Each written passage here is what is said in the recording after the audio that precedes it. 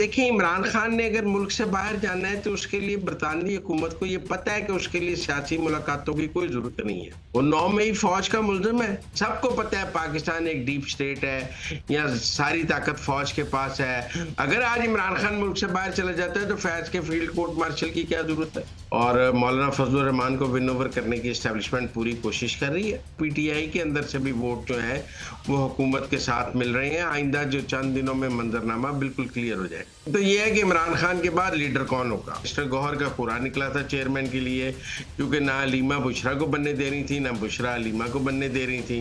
अस्सलाम वालेकुम नाज़रीन, आप देख रहे हैं प्रोग्राम अंदर की बात मुज़म्मिल सोहरवर्दी के साथ। मैं हूं आपकी मेज़बान इकरार अयाज। हमारे साथ मौजूद हैं मुज़म्मिल सोहरवर्दी।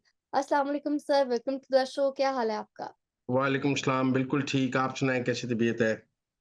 मैं ठीक हूँ, अल्लाह पाक का शुक्र है। सर आज के जो टॉपिक्स हैं वो काफ़ी दिलचस्प हैं। सबसे पहले जो हम बात करेंगे इस प्रोग्राम में अंदर की बात जो आपसे जानेंगे वो ये है कि अफ़वाहें गर्दिश कर रही हैं कि बरतानवी सफ़ीर जो हैं वो सियासी मुलाकातें कर रहे हैं ताकि खान साहब जो हैं वो बाहर जा सकें। तो इस मुताल्लिक आप क्या कहेंगे? क्या इसमें सदाकत है?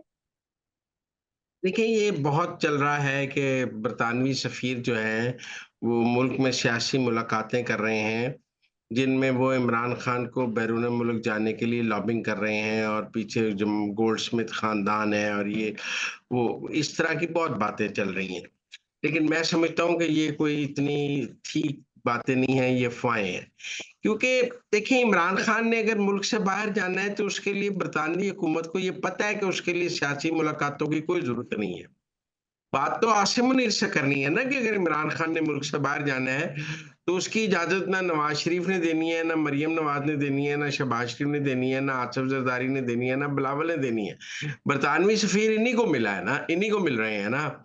लेकिन इनमें से तो कोई भी इमरान खान के मुस्तकबिल का फैसला नहीं कर सकता। वो 9 मई फ़ौज का मुल्ज़िम है। अगर इमरान खान ने मुल्क से बाहर जाना है तो उसका फैसला फ़ौज ने करना है। कल जब नवाज़ शरीफ मुल्क से बाहर गया था, तो उसका फैसला भी फ़ौज ने किया था, उसका फैसला कोई जी। इमरान खान ने किया था। क्या इमरान खान ये ज़िम्मेदारी लेते हैं कि मैंने नवाज़ शरीफ को मुल्क से बाहर जाने दिया? ना नवाज़ शरीफ ये ज़िम्मेदारी लेंगे कि हमने इमरान खान को मुल्क से बाहर जाने दिया। नवाज़ शरीफ आखिरी दम तक एहतजाज करते रहेंगे कि इमरान खान को मुल्क से बाहर नहीं जाना चाहिए। जैसे इमरान खान एहतजाज करते रहते थे कि नवाज़ शरीफ को मुल्क से बाहर नहीं जाना चाहिए। असल तो फैसला फ़ौज का है। और अगर बरतानवी हुकूमत ने इमरान खान को बाहर ले जाने की कोई सहूलतकारी करनी है, तो उसके लिए ये पीआर मुलाकातें, नवाज़ शरीफ से मुलाकातें, फ़ोटो सेशन, वीडियो बन रही है, ज़रदारी से, बिलावल से, इसकी ज़रूरत ही नहीं। ये मुलाकातें तो रात के अंधेरे में होती हैं, खुफ़िया मुलाकातें होती हैं और उनके नतीजे में चला जाते हैं, बंदा बाहर चला जाता है। जब नवाज़ शरीफ बाहर गया था तो किसी को समझ आई थी, जब नवाज़ शरीफ सऊदी अरब गया किसी को समझ आई, जब बेनज़ीर भुट्टो बाहर गई थी किसी को समझ आई थी। ये सहूलतकारी कोई वीडियोज़ और पीआर में मुलाकातों से नहीं होती, लिहाज़ा जिन लोगों का ये ख्याल है कि आजकल बरतानवी सफ़ीर चूँकि बहुत मुतहर्रिक हैं और वो सबको मिल रही हैं और उस मिलने की वजह से जो है वो इमरान खान के लिए सहूलतकारी कर रहे हैं। मेरा नहीं ख्याल ये कोई ठीक बात है। अगर सर बरतानिया ने अगर सहूलतकारी करनी होगी, वो जीएसक्यू में आसिम मुनीर से मुलाकात करेंगे, फौजी जर्नैलों से रात के अंधेरे में मुलाकात करेंगे, MI6 आईएसआई से बात करेगी, उसके लिए कोई ये सफ़ीर की ज़रूरत ही नहीं है और इंटेलिजेंस की सतह पर बातचीत होके तय हो जाएगी। ये ऐसी बातें सफ़ीरों की मुलाकातों में नहीं तय होती। ये MI6 आईएसआई से बात कर लेगी, उधर से उनका चीफ जो है, इधर वाले चीफ, सबको पता है पाकिस्तान एक डीप स्टेट है, यहाँ सारी ताकत फ़ौज के पास है और ऐसे फैसले तो होते ही फ़ौज की मर्ज़ी से हैं। ये फैसले पॉलिटिकल कंसेंसस से हो ही नहीं सकते हैं। तो लिहाज़ा ये जो लोग ये बातें कर रहे हैं, मैं तो हैरान हूँ। वो अगर कोई बात होनी है तो वो फ़ौज ने करनी है और फ़ौज के रवैये में तो अभी एक लम्हा, 1 इंच लचक नज़र नहीं आ रही।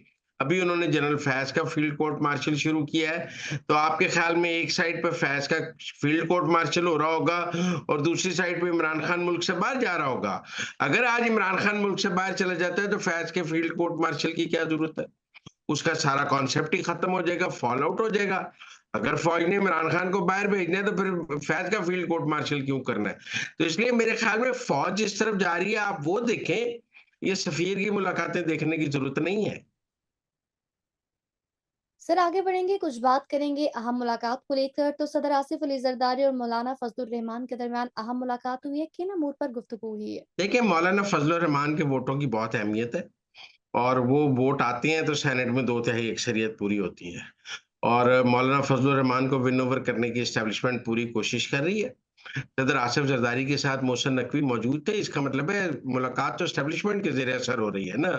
वो आसिफ जरदारी साहब तो नहीं कर रहे। मोहसिन नकवी की मौजूदगी का मतलब है आसिम मुनीर मुजीद है।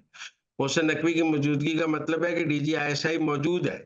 इसका मतलब है एस्टेब्लिशमेंट की मर्ज़ी से ये मुलाकात हो रही है और आईनी तरमीम के लिए वोट पूरे करने की कोशिश की जा रही है कि मौलाना फजल रहमान के सेनेट में वोट लिए जाएँ, कौमी असेंबली में लिए जाएँ और साथ फिर ग्रुप मिलाया जाए। इस वक़्त जो सारी पाकिस्तान की सियासत है, वो आईनी तरमीम के इर्द-गिर्द हो रही है और पूरी एस्टेब्लिशमेंट, हुकूमत सब मिलकर आईनी तरमीम की कोशिश कर रहे हैं क्योंकि आईनी तरमीम से ही जो है पाकिस्तान के जो मौजूदा पॉलिटिकल स्क्रिप्ट लिखा गया है, इसको इस्तेहकाम मिल सकता है। अगर जो स्क्रिप्ट 8 फरवरी को लिखा गया है, जो हुकूमतें बनी हैं, इनको मज़बूत करना है, इनको कायम रखना है 2029 तक, तो आईनी तरमीम तो बहुत ज़रूरी है, उसके बगैर ये डावाडोल रहेगा, हचकोले खाता रहेगा। लिहाज़ा मौलाना फजलुर रहमान साहब को से मुलाकात जो है इसी तनाज़ुर में है। अब उनसे डील क्या क्रैक होती है एस्टेब्लिशमेंट की और हुकूमत की, ये देखने की बात है, लेकिन ये मुलाकात बेवजह नहीं है। इस वक़्त हुकूमत जो है एक-एक वोट पर काम कर रही है और पीटीआई के अंदर से भी वोट जो हैं, वो हुकूमत के साथ मिल रहे हैं। आइंदा जो चंद दिनों में मंज़रनामा बिल्कुल क्लियर हो जाएगा। सर आगे बढ़ते हुए कुछ बात करें इख्तलाफात की, तो बुशरा बीबी और अलीमा खान के जो इख्तलाफात हैं वो क्या शिद्दत इख्तियार कर गए हैं या थम जाएंगे, खत्म हो जाएंगे? देखिए अलीमा खान और बुशरा बीबी के जो इख्तलाफात हैं, उनकी अहमियत तब है जब इमरान खान माइनस हो जाए और वो फिज़िकली एलिमिनेट हो जाएँ, वो मंज़रनामा तब है जब इमरान खान नहीं है।